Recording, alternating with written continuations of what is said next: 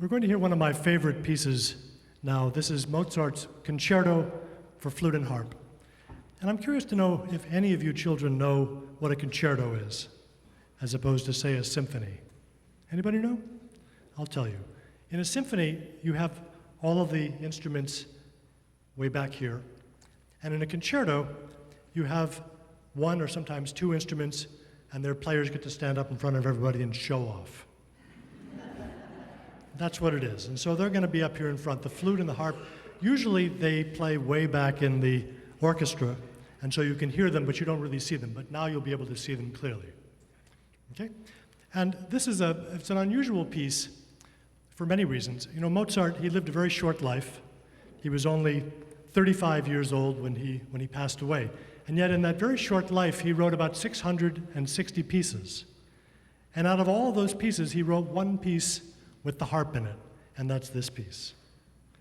And he was also the first person ever to decide to write a concerto featuring the flute and the harp together, although it's become a somewhat popular combination now.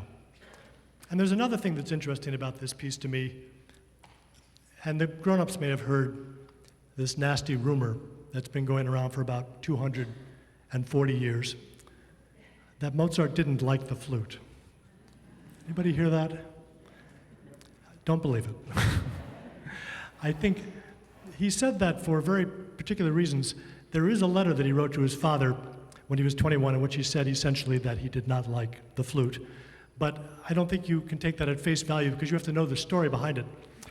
Mozart, as a child, when he was about your age, was incredibly famous because he was one of the greatest child prodigies in the world. And when he was 8 years old, he played for kings and queens and emperors in places like Vienna and London and Paris, and he was world famous, and he wrote music and it was published in places like London when he was 8 years old. I mean, you could really learn to hate a kid like this, you know. But everybody liked him because he was, you know, he was a lot of fun, and everybody. But the thing about child prodigies, the thing that happens to them is they grow up. And when they grow up, then they have to compete with all the rest of the talented people in the world.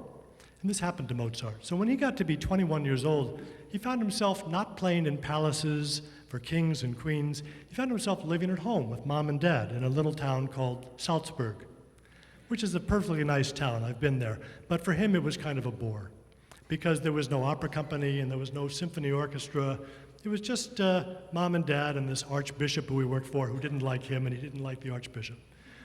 So when he got to be about 21 years old, he said, I know, I'm going to go and visit those towns I went to as a child, and I'm going to see if I can find a job in one of those towns. And so he and his mother got in the coach, and they headed out of Salzburg, and they said goodbye to Dad. And one of the first big towns they got to was a place called Mannheim, where they had a really great orchestra, and he was well known there from being a child prodigy, and they were happy to see him again, and they welcomed him back. And they introduced him to two people who were going to be very important during this trip to Mannheim. And one of them was a flute player. And he was Dutch, and his name was Ferdinand Dijon. And he was an amateur flute player. He was actually a surgeon, and he liked Mozart, and he asked if he would write him a piece of music. Actually, he wanted 3 pieces of music, all concertos. And he said, I'll pay you a lot of money. And Mozart was happy at that idea. So he sat down and he wrote a concerto, and he gave it to the man, and the man said, this is great, I look forward to the next 2. And then he met the second person. And her name was Aloysia Weber, and she was beautiful, and she was a soprano, and he liked sopranos. And for some reason, after he met Aloysia, he stopped writing the flute concertos. Because he was going to parties with her, and he was hanging around, and he was saying things like, you know, Aloysia, I think I can help you with your career, and that sort of thing. And so, anyway, his father heard about this. His father got very angry. And his father wrote him an email in which he said, why don't you finish the flute concertos and get out of Mannheim? And he didn't want to, so he wrote his father a letter back that said, well, you know, Father, how difficult it is for me to write for an instrument that I can't stand. Now, this is what we call a diversionary tactic. And if you don't know how to do this, you will soon, okay? So, anyway, Aloysia dumped him. And now he was only too happy to get out of Mannheim, and he took his oboe concerto and turned it into a flute concerto, and he left. And he only got paid a little bit of money. Then he got to Paris, and now he really wanted to find a job for himself because this was the last stop on the trip. And the first person he met was another flute player who was a count named Count Deguin. And this count had a daughter who was a great harpist. And Mozart was very impressed, and he wrote to his father, said, "She plays the harp magnifique," which is French for really good. And so Deguin said, "Would you write a concerto for my daughter and for me to play together?" And he said, "Fine." And he had learned his lesson, and he sat down and he wrote this piece we're about to hear, which is a great piece.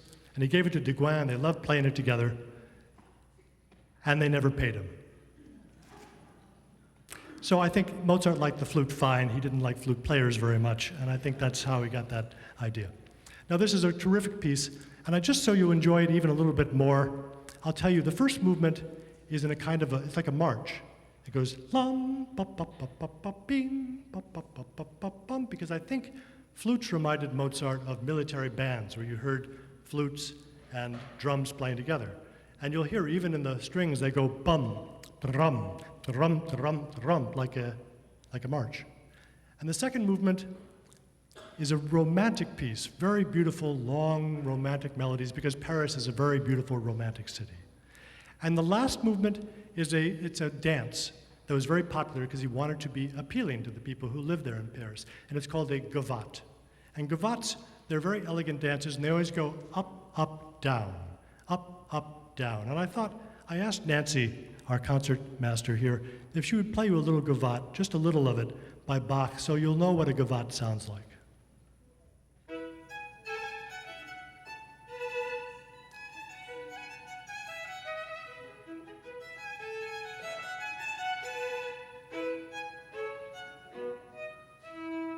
Beautiful.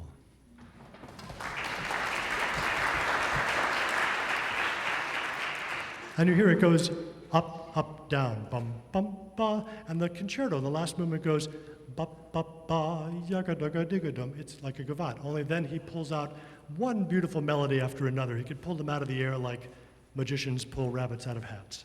So that's about all you have to know about this piece to enjoy it. We're going to bring out our flute and harp team of Höskuldsson and Hoffman now, and we're going to hear the piece.